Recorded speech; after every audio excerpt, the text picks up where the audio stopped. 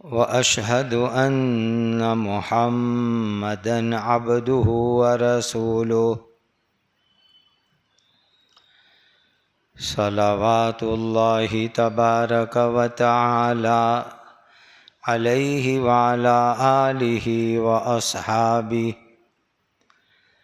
وذرياته وأهل بيته وأهل طاعته وبارك وسلم تسليما كثيرا كثيرا. أما بعد فأعوذ بالله من الشيطان الرجيم. بسم الله الرحمن الرحيم. الحمد لله الذي أنزل على عبده الكتاب ولم يجعل له عوجا قيما لينذر بأسا شديدا. صدق الله مولانا العظيم.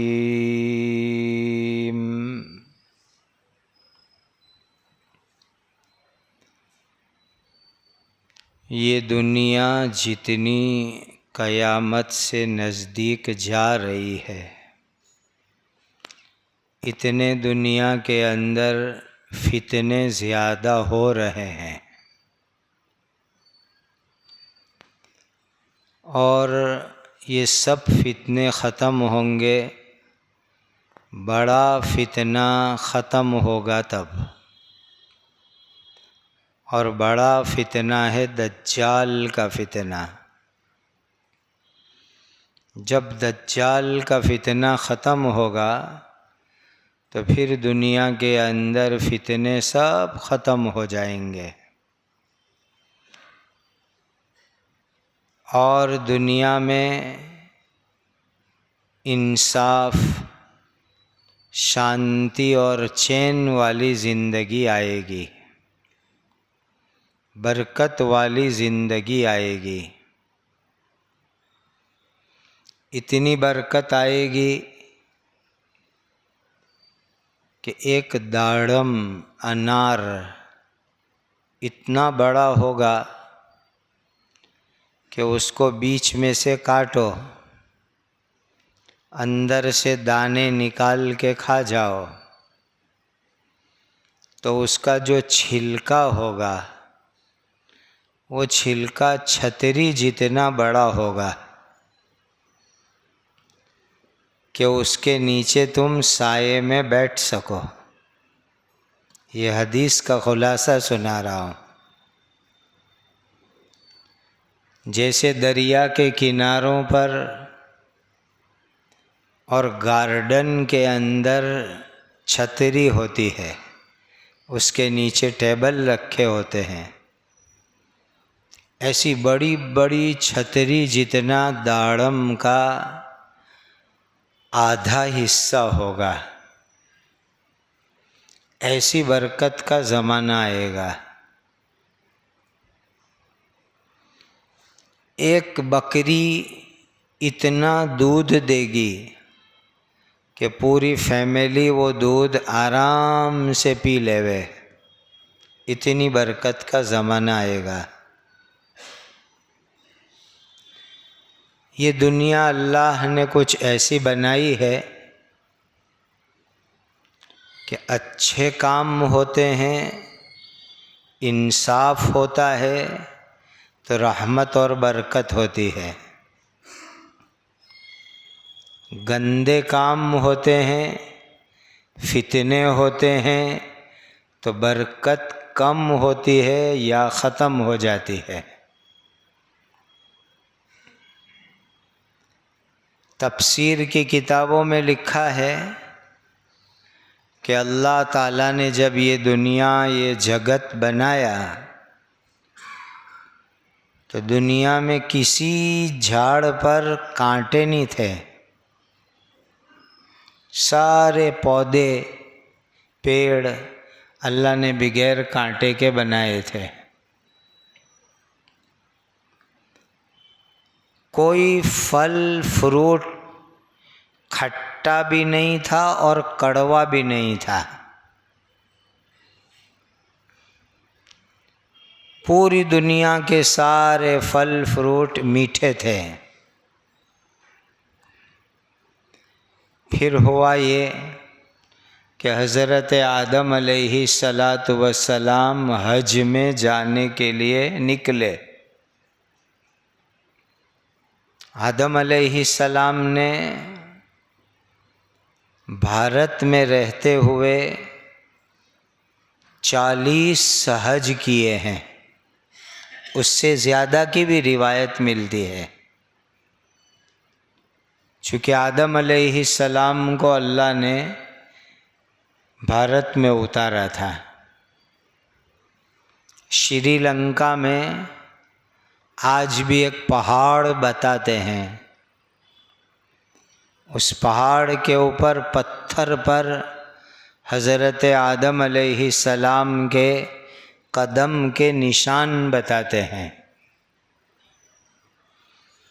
تو حضرت آدم علیہ السلام یہاں سے مکہ حج میں جاتے تھے،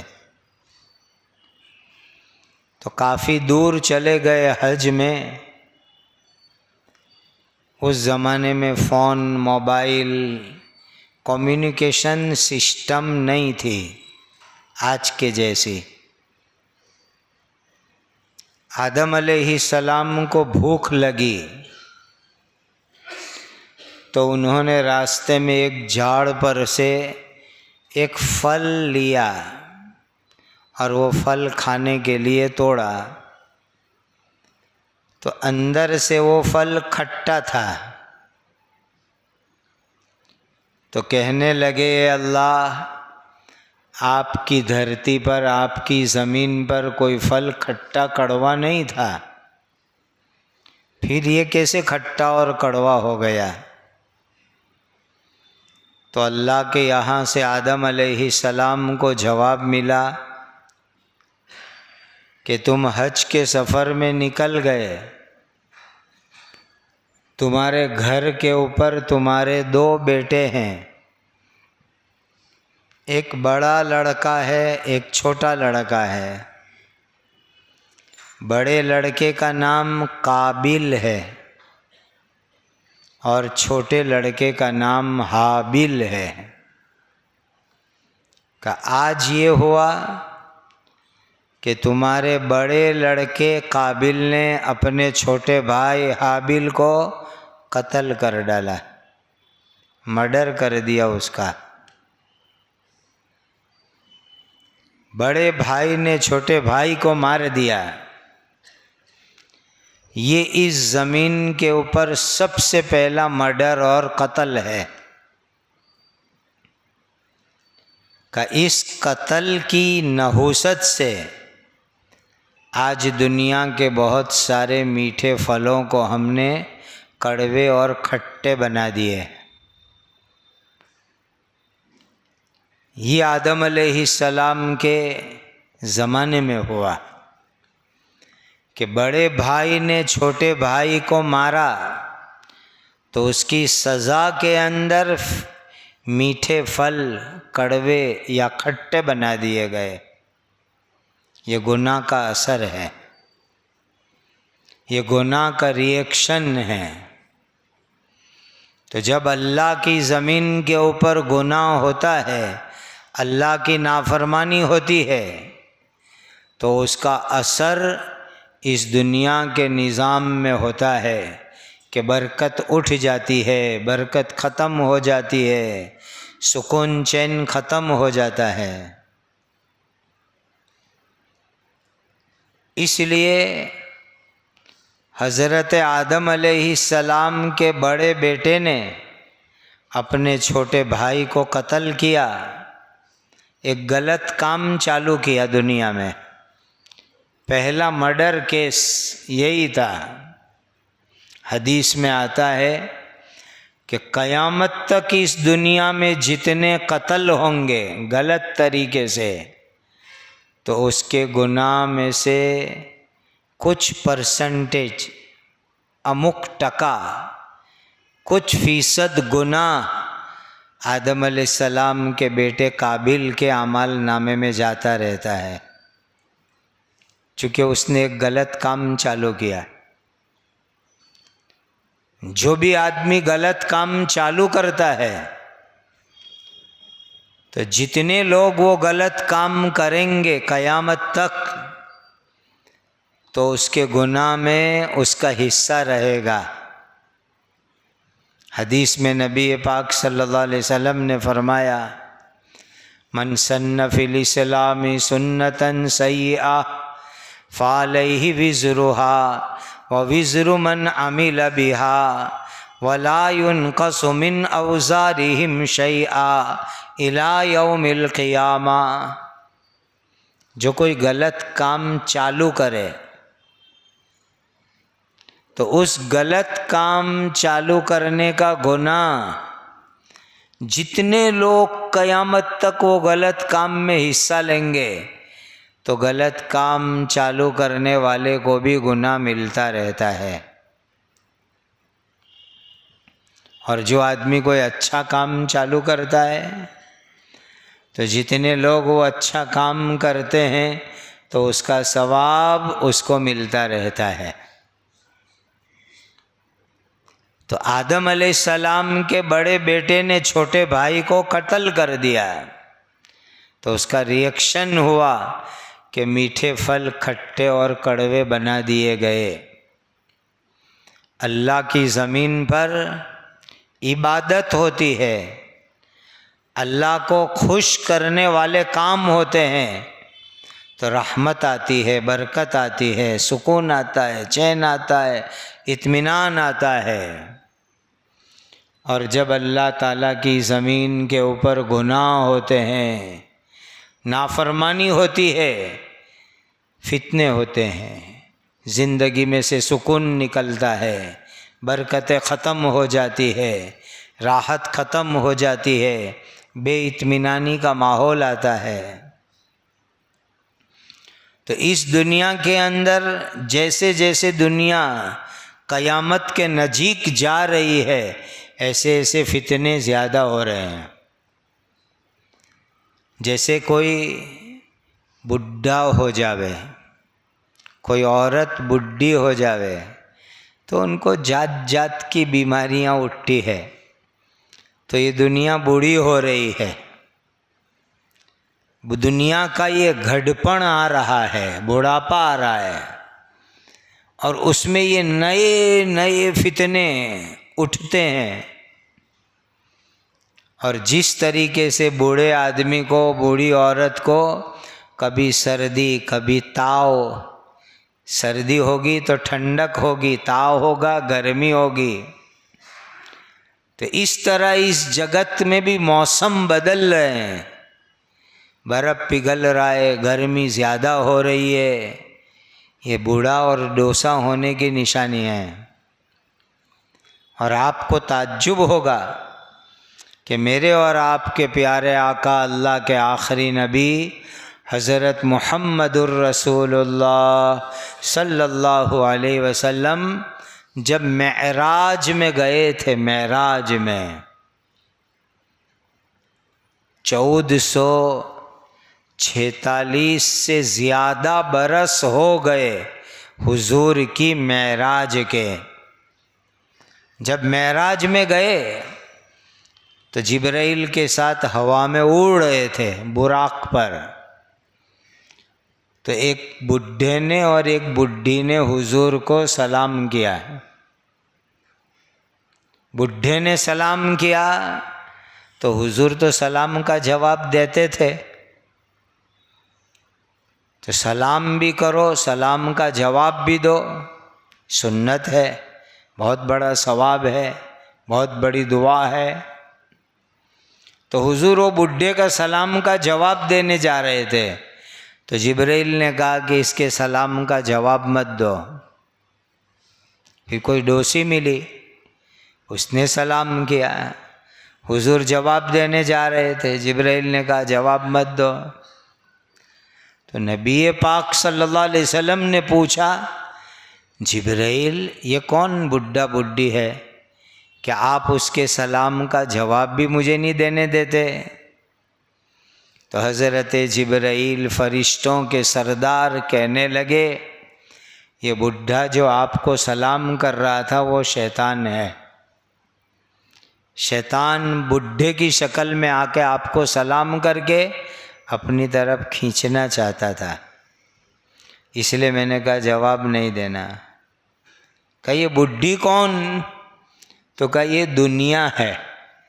آج اللہ تعالیٰ نے دنیا کو معراج میں ایک بڈھی کی شکل میں اپنے نبی کو دکھایا، تو اندازہ لگاؤ کہ 1446 سے زیادہ برس پہلے ہمارے حضور نے دنیا کو بڈھی شکل میں دیکھا تھا معراج کے سفر میں، تو اس وقت وہ کیسی بڈھی ہو گئی ہوگی؟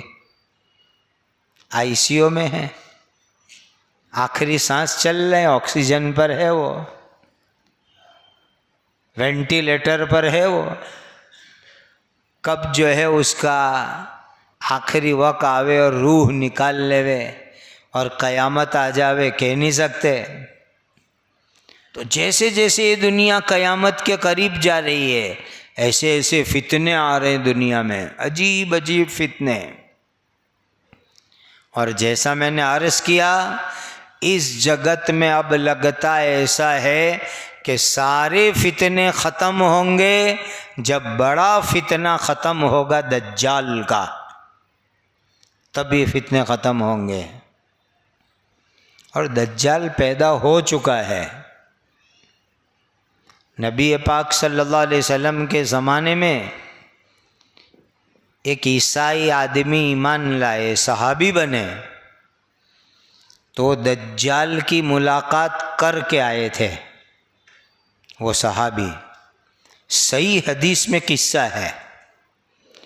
تو حضور کے مبارک زمانے میں ایک صحابی نے ایک آئرلینڈ کے اوپر، ایک ٹاپو کے اوپر دجال کی ملاقات کی تھی، اور انہوں نے آ کر حضور کو پوری کارگزاری سنائی، اور حضور نے مسجد نبوی کے ممبر پر بیٹھ کر کے پورے صحابہ کو وہ کارگزاری سنائی تھی، وہ حدیث میں موجود ہے۔ تو دجال تو کب سے پیدا ہو چکا، وہ انسان میں سے ہی ہے، کوئی الگ مخلوق نہیں ہے، بس فرشتوں نے اس کو کسی آئرلینڈ کے اوپر باندھ کے رکھا ہے، قید کر کے رکھا ہے، وہ حدیث میں ہے۔ اور جب وقت آئے گا تو دنیا کے اندر وہ ظاہر ہوگا، اور اللہ کے نبی حضرت عیسیٰ علیہ السلام آسمان سے آئیں گے، ابھی تک آئے نہیں عیسیٰ علیہ السلام، آئیں گے آسمان سے، اور آنے کے بعد وہ دجال کو قتل کریں گے۔ جب دجال قتل ہو جائے گا سارے فتنے ختم ہو جائیں گے، اور جب فتنے ختم ہو جائیں گے تو پورے جگت کے اندر برکت برکت، سکون، چین کی زندگی ہو جائے گی۔ ورنہ جب تک دجال نہیں مرے گا وہاں تک یہ دنیا فتنوں سے بھری ہوئی ہے۔ اب ایسے فتنے کے زمانے میں ہمیں کیا کرنا؟ تو کہا فتنے سے بچنے کے لیے سب سے بڑی چیز اللہ تعالیٰ سے دعا کرنا۔ دعا کرو، روز دعا کرو، اللہم انی اعوذ بک من الفتن ما ظہر منہا وما بطن۔ اے اللہ جو فتنے کھلم کھلے آوے اس سے بھی ہماری حفاظت کرو، اور جو فتنے چھپ چھپ کے آوے اے اللہ اس سے بھی ہماری حفاظت کرو۔ دو طرح کے فتنے ہیں، ایک اوپن فتنے، کھلے فتنے، اور ایک چھپے چھپے فتنے آتے ہیں۔ دعا کرنے کی اللہ سے، اردو میں، گجراتی میں یا عربی میں مانگنا ہو تو یہ دعا جو میں مانگ رہا ہوں، اللہم انی اعوذ بک من الفتن ما ظہر منہا وما بطن۔ اے اللہ جو فتنے کھلے آوے، جو فتنے چھپے ہوئے آوے، اس سے اللہ ہماری حفاظت کرو، اللہ سے دعا کرنے کی تو فتنے سے حفاظت ہو جاوے۔ اور اللہ کے آخری نبی پیارے آقا حضرت محمد مصطفیٰ صلی اللہ علیہ وسلم نے سینکڑوں برس کے بعد امت میں جو حالات آنے والے ہیں وہ اللہ نے حضور کو دکھائے تھے کہ کیا کیا فتنے آئیں گے۔ ایک فتنہ آئے گا دوستی کی لائن سے، دوستی کی لائن کے فتنے حدیث میں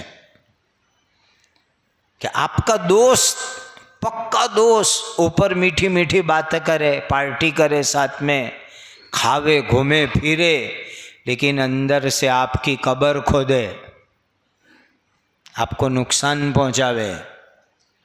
حدیث میں ہے دوستی کی لائن سے، دوستی کے ٹائٹل سے فتنے آئیں گے،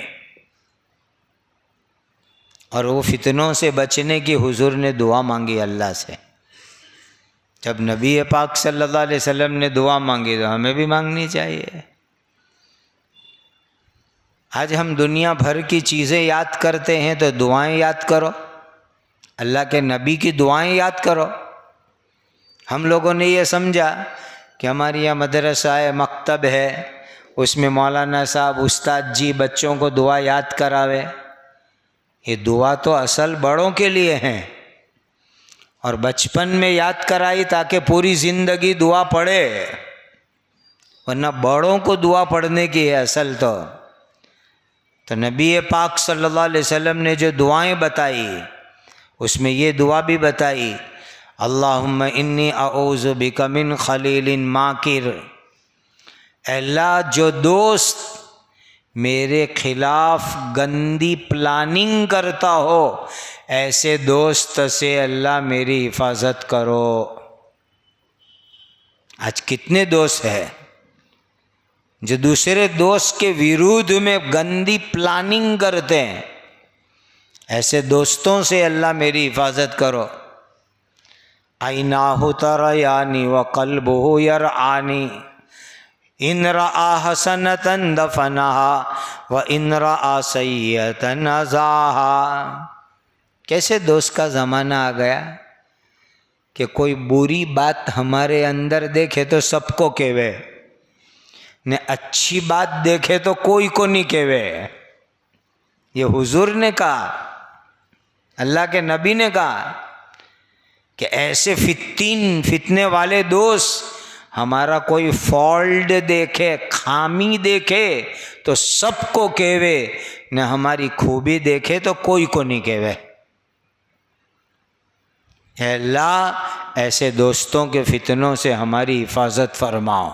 یہ حضور نے دعا مانگی اللہ سے، اس لیے فرمایا کہ بہت سوچ سمجھ کے دوستیاں کرو۔ اچھی دوستی کرو گے، اچھا فرینڈ سرکل ہوگا تو تمہارے ایمان میں مضبوطی آئے گی، تمہارے اعمال اور کام اچھے ہوں گے، تمہاری عادت اچھی ہوگی۔ اور اگر گندے دوست ہوں گے تو تمہاری عادت بگاڑیں گے، تمہارا ایمان بگاڑیں گے، تمہارے اخلاق بگاڑیں گے گندے دوست۔ نبی جی نے فرمایا بہت سوچ سمجھ کے دوست بناؤ کہ کس کو اپنا دوست بناتے ہو۔ اور سنو، قرآن حدیث سے ثابت ہے کہ غلط دوست آدمی کو جہنم میں لے جائیں گے۔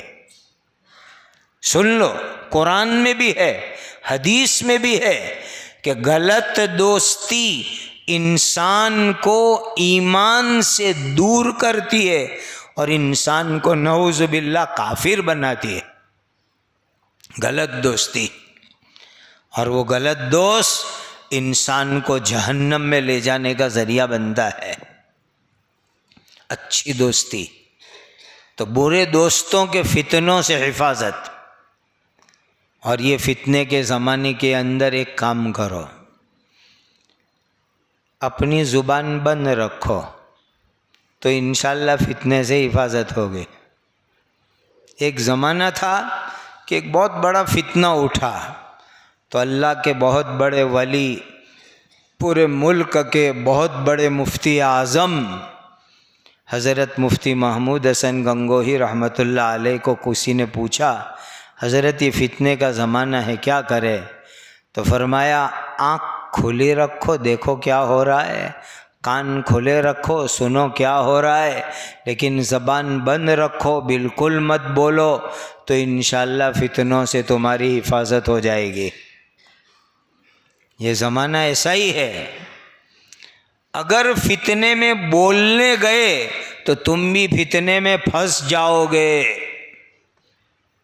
زبان کو بند رکھنا یہ فتنوں سے حفاظت کا بہت مضبوط ذریعہ ہے، بہت مضبوط ذریعہ ہے۔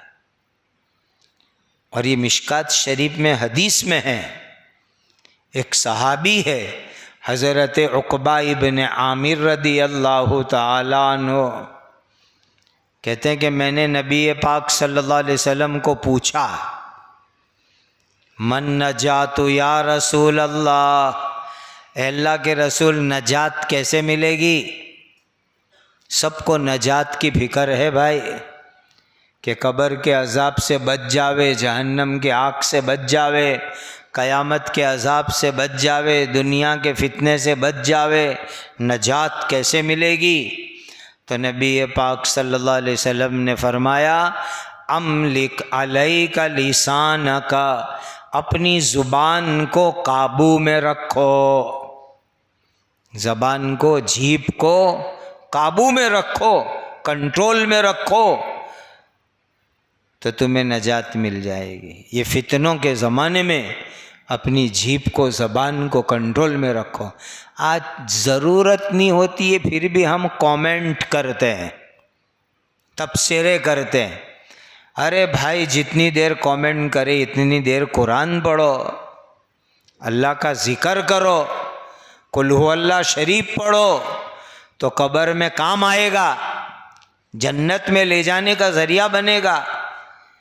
یہ ہر بات پہ کامنٹ، تبصرے، میرا یہ ماننا، میرا یہ کہنا، یہ سب سے اپنی زبان کو بچا کے رکھو۔ اور ایک زبان اب نئی آئی ہے جو فتنے کا ورلڈ وائڈ سینٹر ہے، وہ ہے انٹرنیٹ۔ پتہ نہیں لوگ ٹائم کہاں سے لاتے ہیں، مسلمان کا ٹائم اتنا فالتو ہے، ٹائم کہاں سے ملتا ہے؟ نیٹ پر یہ لکھا، وہ لکھا، یہ شیئر کیا، وہ شیئر کیا۔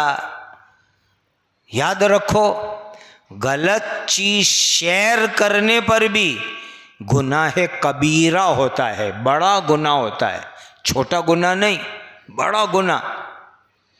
کسی کی غیبت زبان سے، کسی پر تہمت زبان سے، کسی پر الزام زبان سے، تو جو آدمی غیبت، تہمت، الزام، بہتان نیٹ پر کرے گا تو اس کو بھی بڑا گناہ لگے گا۔ یہ بھی فتنے کا سینٹر ہے، انٹرنیٹ فتنے کا سینٹر، اس سے بھی اپنے آپ کو بچاؤ۔ نیٹ جتنی فائدے کی چیز ہے اس سے کئی گنا زیادہ نقصان کی چیز ہے، دین کا نقصان، آخرت کا نقصان، دنیا کا نقصان، کہ ٹائم برباد ہوتا ہے۔ حلال روزی کماؤ، نہیں بیٹھ کر کے یہ وقت کیوں برباد کرتے ہو؟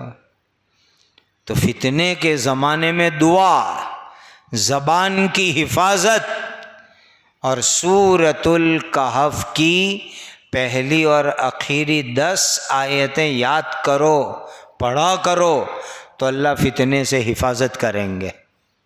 بہت بڑی چیز ہے سورۃ الکہف میں، یہ طاقت ہے کہ جو آدمی پڑھے گا اللہ دجال کے فتنے سے اس کو بچائیں گے۔ کم از کم جمعہ کے دن تو سورہ کہف پڑھو، سورہ کہف کی شروع کی 10 آیت، 3 آیت، یا آخر کی 10 آیت، 3 آیت روز پڑھ لو، اللہ اس کی برکت سے دجال کے فتنوں سے اور چھوٹے چھوٹے دجالوں کے فتنوں سے بچا کے رکھیں گے۔ ایسی طاقت ہے سورہ کہف میں اور اس کی آیتوں کے اندر۔ تو یہ بڑا خطرناک فتنے کا زمانہ ہے۔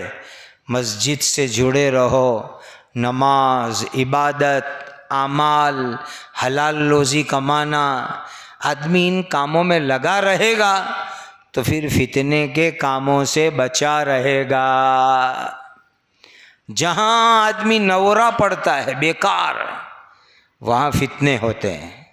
بیکار چیزیں، بیکار وقت فتنوں کا ذریعہ بنتے ہیں۔ اللہ تعالیٰ آج کے فتنوں سے، آنے والے زمانوں کے فتنوں سے میری، آپ کی اور پوری امت کی حفاظت فرماوے، اور ایسے زمانے میں اللہ تعالیٰ ہم سب کو صحیح راستے پر جمنے کی توفیق عطا فرمائے۔ ہر نماز بعد آیت الکرسی پڑھنے کی عادت بناؤ، ہر نماز کے بعد، تو اس سے حفاظت بھی رہے گی اور انشاءاللہ جنت بھی ملے گی، سلامتی اور حفاظت بھی رہے گی اور انشاءاللہ جنت بھی ملے گی۔ اللہ مجھے آپ کو عمل کی توفیق عطا فرمائے۔ وآخر دعوانا ان الحمد للہ رب العالمین۔